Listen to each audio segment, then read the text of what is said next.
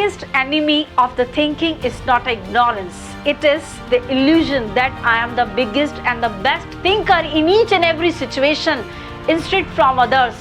That is the enemy of thinking. समझाऊं तो हमारी सोच का सबसे बड़ा दुश्मन होता है कि मुझे सब पता है, मुझे हर परिस्थिति के बारे में पता है, मैं बहुत अच्छा सोच सकता हूँ, इससे अच्छा कोई और नहीं सोच सकता।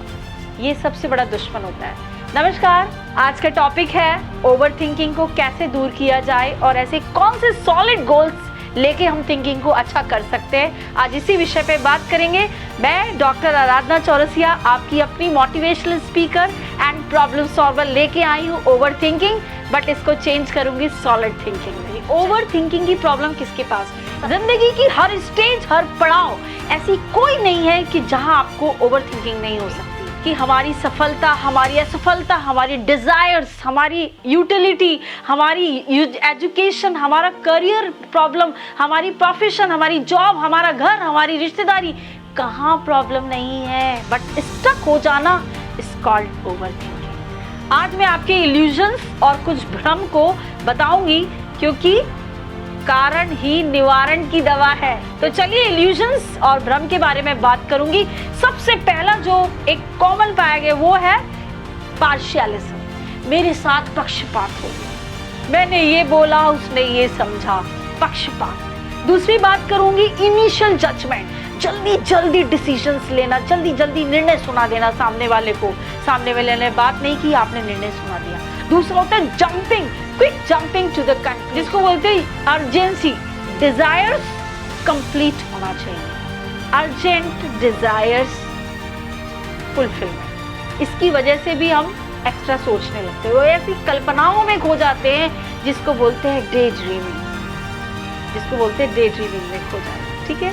नेक्स्ट होता है एडवर्सरी, हमेशा हर बात में नेगेटिव तथ्य देना।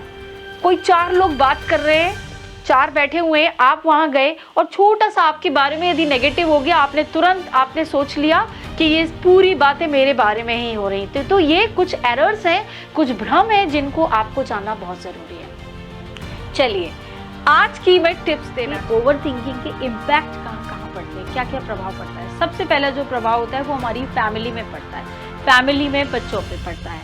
दूसरा हमारे जॉब, हमारा करियर, हमारी एजुकेशन, हमारा प्रोफेशन, हमारा इनिशियली स्टार्टअप जो होता है एडजस्टमेंट, वहाँ प्रॉब्लम होती है।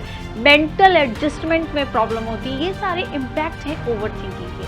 आज मैं बात करूंगी कि ओवर थिंकिंग को सॉलिड और स्पेसिफिक थिंकिंग में कैसे चेंज करना है। तो सबसे पहले जो कारण जानना था उसका निवारण बताऊंगी। पहला जो निवारण है वो है अवॉइड डिस्ट्रैक्शन। आपका ध्यान कहाँ से भटकता है उस चीज को जानना है।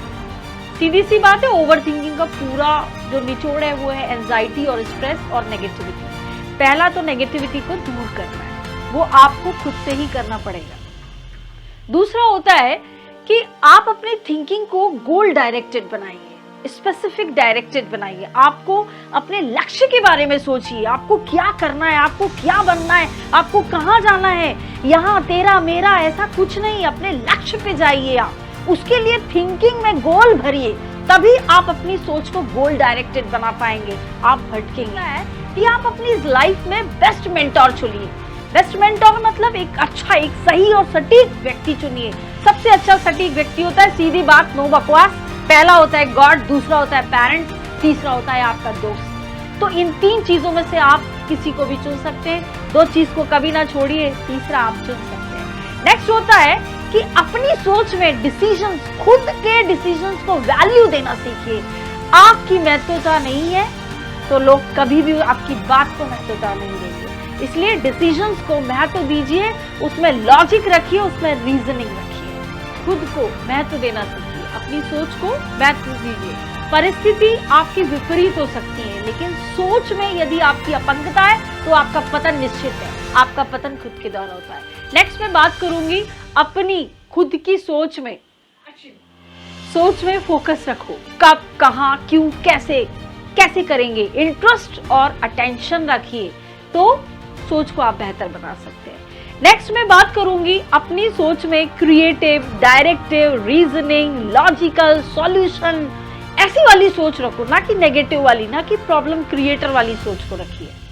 जल्दी में ना तो किसी बात पर, जल्दबाजी में किसी भी बात पर डिसीजन, कंक्लूजन और एक्शन कभी मत करिए। पूरी बात सुन लीजिए या अपनी बात बोल लीजिए, फिर उसके बाद थिंक करिए और फिर बोलिए। अपनी सोच में दूरदृष्टिता लेके आइए, वो आती है पॉजिटिविटी से। अपने विचारों में पॉजिटिविटी रखिए, बहुत अच्छा लगता है। नेक्स्ट मैं बात करूंगी इमोशन। अपने भाव में ना बहें, इमोशन और अपनी भावनाओं में ना बहें, उसको कंट्रोल करना सीखिए, उसको बैलेंस करिए। क्योंकि याद रखना, नदी भी तभी बहती है जब पर्वत और अंबर पानी गिराता है, तभी नदियों में पानी आता है। इसी तरीके से अपने भाव को कंट्रोल रखिए। बिल्कुल कंट्रोल रहेंगे तो आप आगे बढ़ेंगे, बिल्कुल ओवर थिंकिंग नहीं होगी, पॉजिटिव रहेंगे और आगे बढ़ेंगे। अपने गोल्स, अपने अचीव, अपने एम्स, अपने ऑब्जेक्टिव, अपने प्रिंसिपल्स, अपने लक्ष्यों को प्राप्त कर सकेंगे। ओवर थिंकिंग तभी होती है जब आपका दिमाग बहुत फ्री होता है। अपने आप को व्यस्त रखिए, मस्त रहिए, अच्छा सीखिए। और लास्ट में एक चीज बोलूंगी कि अक्सर लोग वहीं घर बनाते हैं जहां नींव दूसरों की होती है और ईंट आपकी। Thank you.